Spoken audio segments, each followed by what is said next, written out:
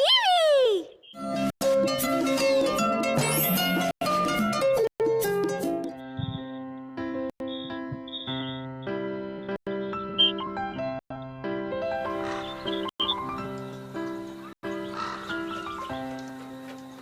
Cow cow শু শু, চলে যাও কাক, চলে যাও।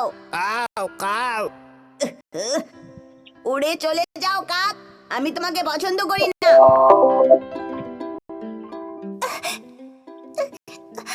শু, শু। আমি ওকে উড়িয়ে দিয়েছি। তোমরা কাকটাকে কেন তাড়িয়ে দিচ্ছ? মা, কাকগুলো দেখতে কি কুৎসিত, ওদের গলার আওয়াজও কি বাজে। কিন্তু তুমি খুব নির্দয়ভাবে কথা বলছো কিন্তু নীল। তুমি কখনো তাকে কেমন দেখতে সেটা নিয়ে বাজে কথা বলতে পারো না। কিন্তু এটা তো সত্যি মা। না, সেটা নয়। কাক খুব মার্জিত প্রাণী। আমরা যদি কাছ থেকে দেখি তাহলে দেখতে পাবো যে ওদের যে ডানা আছে আর ঠোঁট আছে ওটা খুবই উজ্জ্বল। ওদের চোখ দুটোও দেখতে খুবই সুন্দর।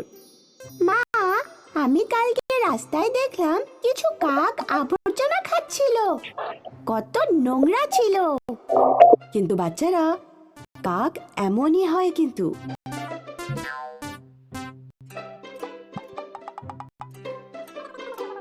ঠিক আছে, আমার থেকে একটা গল্প শোনো তাহলে। তবেই তোমরা বুঝতে পারবে যে কাক কতটা বুদ্ধিমান হয়। জল চাই জল চাই, আমি চাই জল। ও খুব ভালো, ওখানে কিছুটা জল রয়েছে, সেটা আমি এখনই চাইছি। অবশেষে আমি কিছুটা জল খেতে পারবো।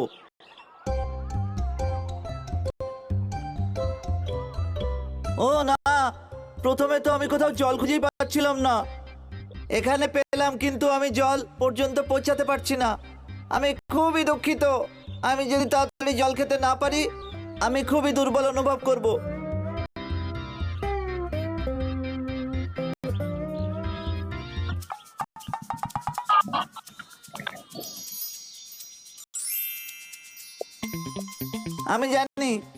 আমি জানি কি করতে হবে।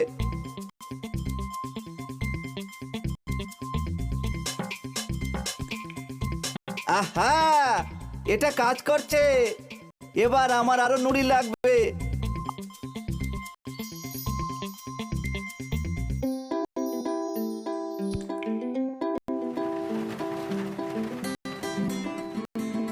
উঠছে, জল উঠছে, জল উঠছে।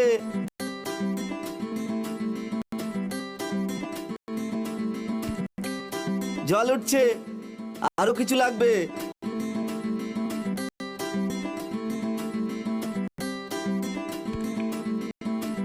অবশেষে হয়েছে। এবার দেখতে হবে আমি জল পর্যন্ত পৌঁছাতে পারবো কিনা। আমি খুব খুশি, সঠিক সময় একদম সঠিক বুদ্ধি মাথায় এসেছে। তো এইভাবেই বুদ্ধিমান কাক জল খেয়েছিল আর নিজের প্রাণ বাঁচিয়েছিল। কি মজাদার গল্প মা। আমি জানতাম না যে কাক এত বুদ্ধিমান হয়। ওরা বুদ্ধিমান, এখানে অন্য কিছুও শেখার আছে। যখন কোনো বিপদ আসবে তখন তোমাদের মাথা ঠান্ডা করে চিন্তা করতে হবে। সমাধান নিজেই তোমাদের সামনে চলে আসবে। মা, তাড়াতাড়ি এক টুকরো পাউরুটি দাও আমায়। কাউ কাউ এই নাও, ধরো। এই যে কাক, পাউরুটিটা খাও প্লিজ। দেখো, তোমরা নতুন বন্ধু বানালে। এবং সে খুব বুদ্ধিমানও।